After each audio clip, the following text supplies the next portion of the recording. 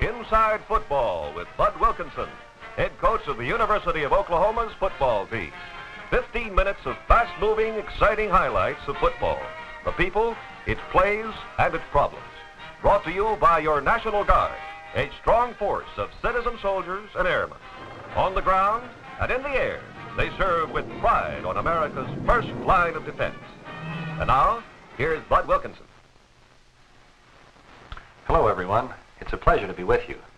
When our Oklahoma University football team played Duke in the Orange Bowl in 1958, a single pass interception by David Baker was the crucial, critical play of the game. Duke had the ball and was moving deep in Oklahoma territory. They ran off tackle to the left and picked up a yard. On second down, quarterback tossed to the left halfback, who cut inside and drove for 4 more. It was 3rd and 5 on the Oklahoma 16. At this point, the quarterback rolled out to pass, and David Baker made a beautiful interception. Catching the ball on the 5-yard line, he picked up the blocking of his teammates and went 95 yards into the end zone for a truly crucial touchdown. Everybody at Oklahoma was mighty happy. Well, Bud, is a spectacular pass interception luck, or is it planned? Well, I guess you'd have to say it's a little bit of both, because you have to have the cooperation of the passer throwing the ball where it could be intercepted. But essentially, pass defense by the halfback is a planned play, and pass defense involves, first, a decision on the part of the halfback. Is the play a pass or is it a run? Having made that decision, the movement of the halfback must be accurate. He must keep proper position on the receiver. His anticipation is of vital importance. He must move as the passer throws the ball. And then finally, he should always try for the interception. He should play the ball, not the receiver. We'll find out more about pass interception right after this word from the National Guard.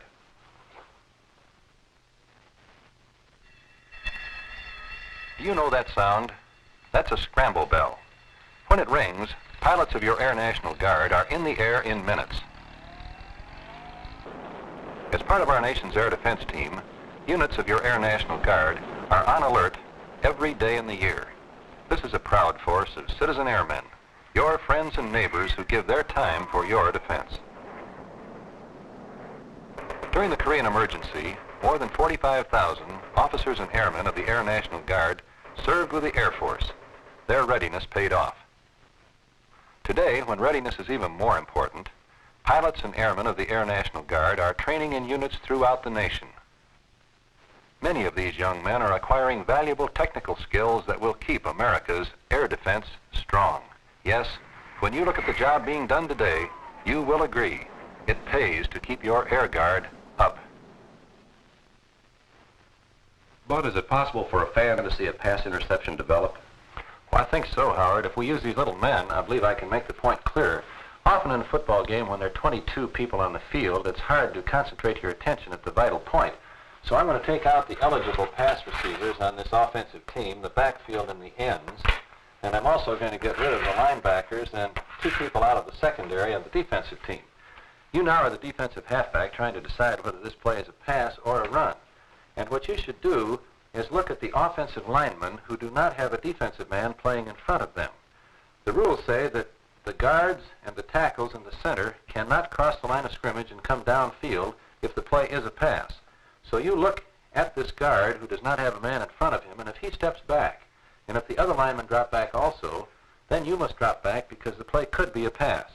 On the other hand, if when the ball is snapped, this man charges out aggressively and crosses the line of scrimmage, and if his teammates do likewise, you know now that the rules prohibit them passing the ball, and you can come up and support quickly for the running play. That's how you make your decision. Let's watch the linemen now as the teams practice on the field. Look at the left guard, number 91, in the middle of your screen. This shot is in slow motion. Instead of charging out, he drops back.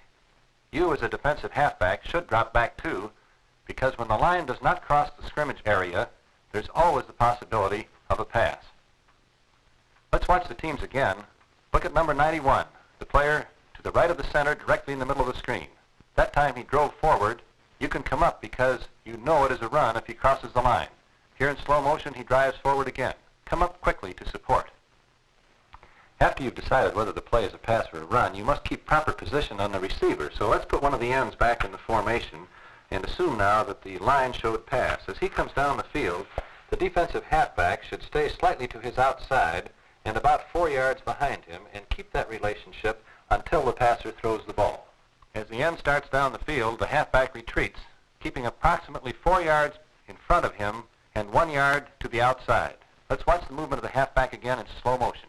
It's a pass possibility. He gives ground, keeping slightly to the outside and about 4 yards in front. The most important and yet most difficult thing in pass defense is to anticipate the throw of the ball. Now, many passers fake that they're going to throw it, but when they actually get ready to deliver it, you can always tell because they draw back and really put themselves in position to throw.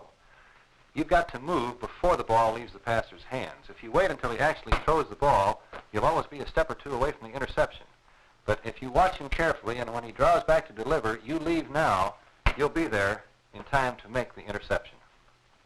The passer drops back, he sets, you should break.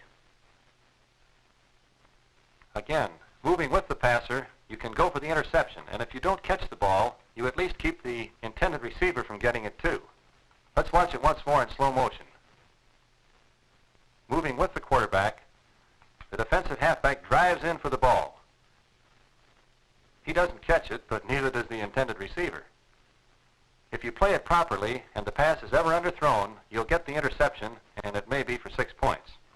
David Baker executed all 4 of these fundamentals when he made the interception which you saw at the opening of the show. Let's take another look at that play.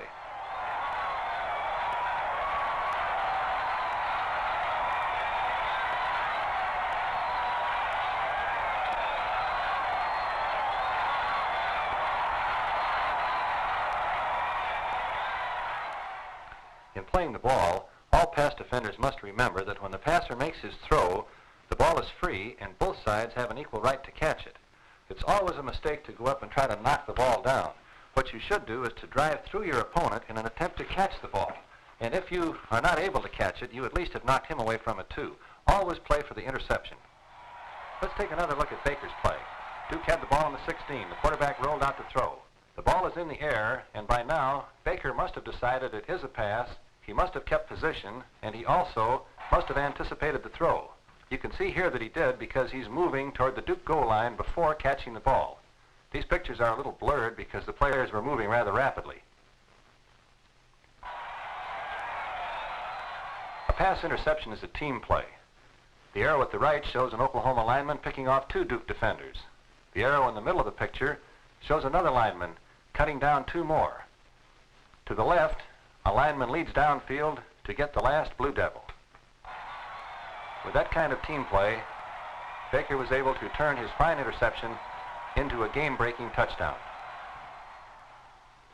Bud, hasn't the extra point rule been changed? Yes, this year in intercollegiate football, there are 2 changes on the extra point rule. First, the scoring on the extra point. If you run or pass the ball across the goal line, you will get 2 points, and if you kick it through the goal post, you're going to get 1 point. Then the ball has been moved back 1 more yard from the goal line. Here's where the old extra point line was, 2 yards from the goal line. This year in college ball, it will be 3 yards back, 1 more yard than last year. Now, 1 yard doesn't sound like much, but when you're close to the goal line, it makes tremendous difference. There's the old line to the right and the new line to the left, 3 yards from the goal line.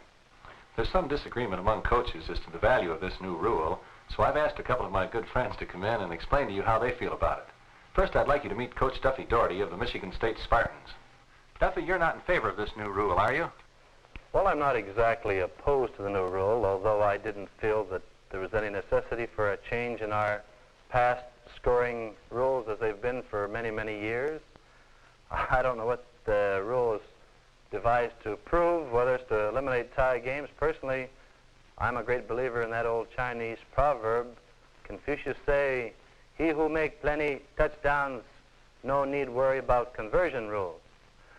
So, seriously, this idea of the new rule of giving 2, when you run the ball over from the 3-yard line, 2 points and 1 point for a kick. At Michigan State, we're going to treat it just like a 4th down and 3-yard situation. In other words, if we'll be dictated to by the situations during the ball game. If we happen to score first, we're a little bit selfish, and I imagine we'll try to be a little bit hoggish and go for the 2 points. We'll try to run it over because we're already 6 points ahead in the ball game. The one time when we will kick, one of the times when we will kick will be any time that kick, the 1 point, will put us ahead in the ball game. Thank you, Duffy. And now I'd like you to meet Coach Henry Red Sanders of UCLA, the famous UCLA Bruins. Red, how do you feel about the new rule? But I'll tell you, number one, and by far the most important reason, I favor any type of legislation that tends to reduce the number of tie games.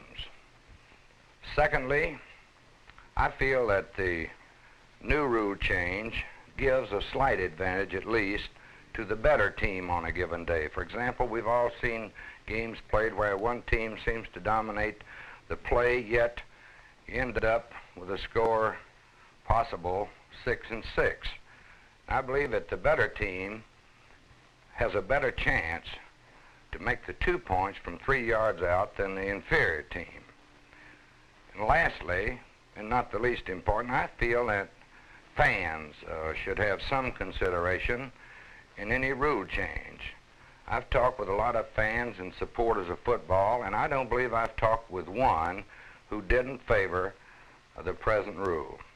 We'll find out what Bud's going to do about the extra point right after this word from the National Guard. Awareness,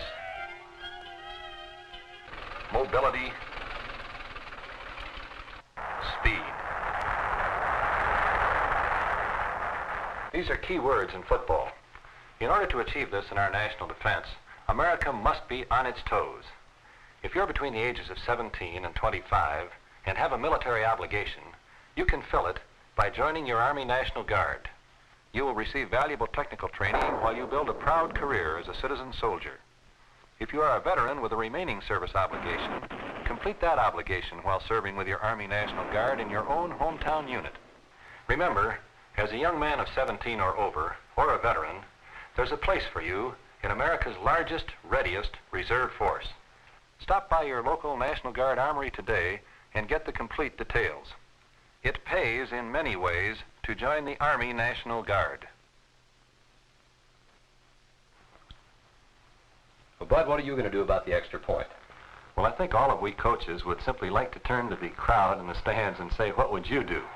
Let's take a hypothetical game between the University of Michigan and Michigan State. Michigan University leading State 7-0 in the fourth quarter. As the game draws to a close, let's suppose that Michigan State breaks off tackle with someone who can run like Clarence Peaks carrying the ball. It looked as though he might go all the way, but he was stopped on the 30-yard line with just a little more than a minute remaining in the game. Again, let's imagine that Walt Kowalczak takes the handoff and breaks into the clear to score standing up. That changes everything. Michigan State now has 6 points with 1 minute remaining on the clock, and the University of Michigan has 7. And so we're faced with a difficult decision. The score is 7-6. Should we take the opportunity and go for 2 points in an effort to win, or should we use the relative security of the kick, try to make the 1 point and tie? I think General MacArthur had the right answer. He said there's no security in life, only opportunity. It's been a pleasure to be with you.